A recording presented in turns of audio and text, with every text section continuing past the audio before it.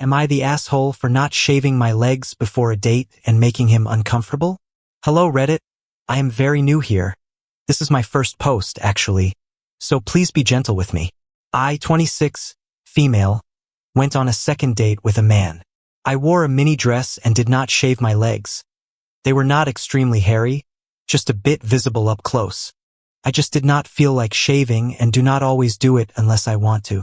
The date was nice, but later he texted, "Next time, maybe smooth legs?" Grinning face with sweat. I felt kind of weird about that. My friend said I should have shaved because it is early in the dating process, but I do not think I should change my body for someone I barely know. Am I the asshole for not shaving and possibly making him uncomfortable? Commenter 1. Not the asshole.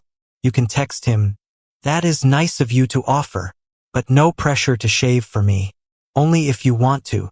You do not need my permission to shave your legs. It is your body." Smiley face. If you really want to shave your legs, be my guest. But do not do it for me, because I do not care. I was thinking along these lines too. Laugh out loud. He must be telling her he plans to shave his legs for the next woman because the next date he goes on obviously will not be with her. I get trapped in a vortex where I just cannot fathom what is wrong with these men and why they have such controlling attitudes. Are they all the willing victims of Andrew Tate's foul nonsense? Do they end up as incels? Or do they eventually find women with no sense of their own identity who put up with this kind of nonsense? Commenter 2. Not the asshole. He does not have to like body hair, but to actually have the nerve to comment on it is ridiculous. Once, when I was in my 20s, I went on a couple of dates with a 40-year-old man. On our second date, I did not wear makeup and put my hair up in a ponytail. I was tired after a long day and did not feel like it. While sitting in a diner waiting for food, this man looked me directly in the eyes and said, "You need to take your hair down and go to the restroom and do your makeup. This I do not care look is not attractive." I was too exhausted to even get annoyed about it. I got up and walked out without saying a word. In my mind, if you have a problem with me being my natural, comfortable self, then you do not like me enough for me to spend my time with you. He was shocked that I did not do what he said and that I really left. Unfortunately, it turned him on to be put in his place, his words. So, it took a few weeks of me telling him no before he stopped trying to date me again. I am glad I had a rough day that day and did not convince myself I was the wrong one. My friends told me I should not have gone on a second date like that. They told me I was wrong to do that to him. All I could think was, if how I look 90% of the time is such a problem, then we should not be dating. Back when I was a teenager, my mother started dating this man who asked her to put on some makeup for their dates. So she started wearing lipstick. I remember thinking it was nice that she was dressing up for him. Then I met him and got the absolute worst gut feeling about him and basically threw a tantrum until she decided to break up with him. She admitted later that there were a bunch of other red flags that he was controlling, including telling her when they broke up that she needed to control me and that I would eventually learn my place. After that, I decided that I would never date someone who told me to change anything about myself. What a creepy jerk. I hope he met an appropriate end. I am so glad your mother saw the light. Yes, my mother was truly awesome. She was casually seeing two men at the time but leaning toward him because the other man was separated but not yet divorced from his wife. As soon as she saw how upset I was, she knew something was wrong because I never acted out like that. She did not even hesitate to drop him, and when he made that comment about putting me in my place, she tore him apart. The other man she was seeing is now my stepfather and is the best ever. Even though she passed away several years ago, we still talk fairly regularly because, even though I was 18 when she met him, we immediately bonded. That is awesome. I am glad you had such a great, original gangster mother. Commenter 3. There is a certain kind of man who looks at everything women do as some sort of signal, like we have some unspoken language that is more important to figure out than having actual conversations with us. Avoid those men.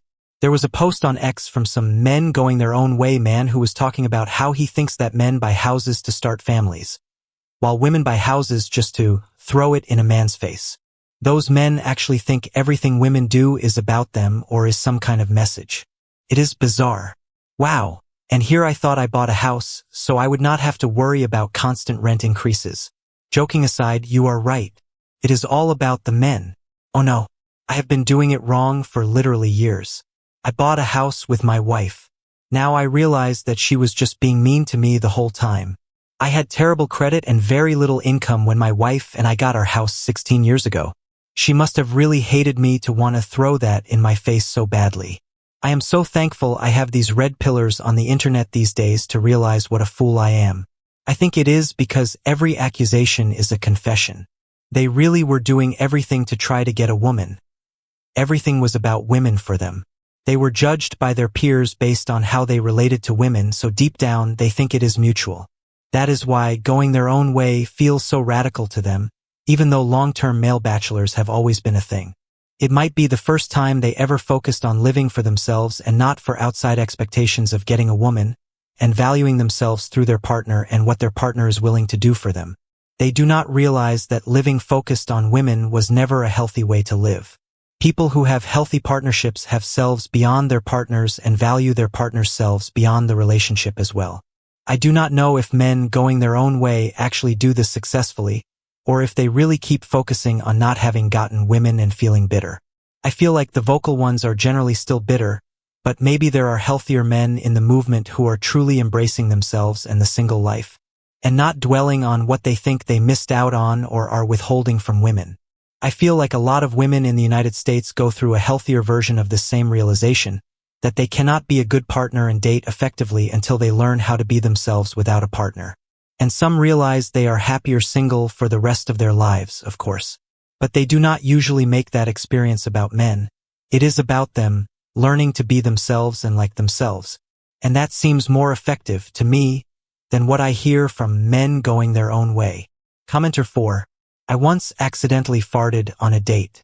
The man said I was not serious about him because I would not have done that if I were. Like it was an accident and I am a human? A wise woman once told me, "It is not true love without gas." Words I have lived by since a man I dated for 8 years and lived with for 9 never farted in front of me. He preferred to belittle, rage, and choke me when he was mad. When I got my act together and left North Carolina, I found a man who did once fart in front of me, and I laughed. We have been married for 5 years and together for 10 this November. And he has never once even raised his voice to me. She was right. My brother brought his girlfriend to Thanksgiving for the first time, and she farted while we were playing a board game after dinner. We all laughed and basically said, "Welcome to the family." They have been happily married for 10 years now. I accidentally farted in bed pretty early on. My boyfriend was like, "Oh no, you stepped on a duck." Laugh out loud. Laughing my ass off. If you are serious about me, then you will get your digestive system to temporarily stop working when we are together. Commenter 5. My ex told me I looked my hottest in sweatpants with a messy bun, no makeup, and glasses on. I was like, "Well, you are in for a treat." Faced with tears of joy, and he genuinely meant it. In my 40s now, and if a man told me to change how I look or dress, it would not end well for him. If he likes makeup and dresses so much, he can put them on himself. In youth, it was a way I had to do my best to please, and change with every passing lad, to suit his theories.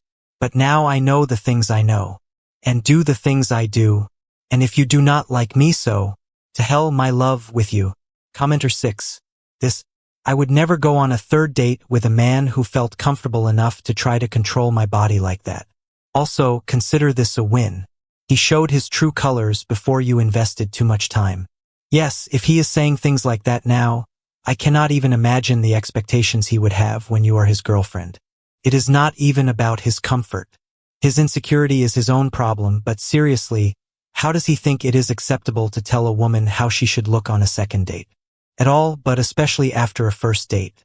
His misogyny is showing if he thinks he can just tell women he does not know what they should do with their bodies to please him. Original poster, just imagine a relationship with a man like that. He will not find you suddenly not gross when you share a living space and you do not shave every single day. Edit. Which, by the way, is normal. Even women who shave do not necessarily do it all the time. Plus, maintaining a body that is smooth at all times is literally impossible since, we are all humans with bodies. Plus, shaving is actually the abnormal thing to do, technically.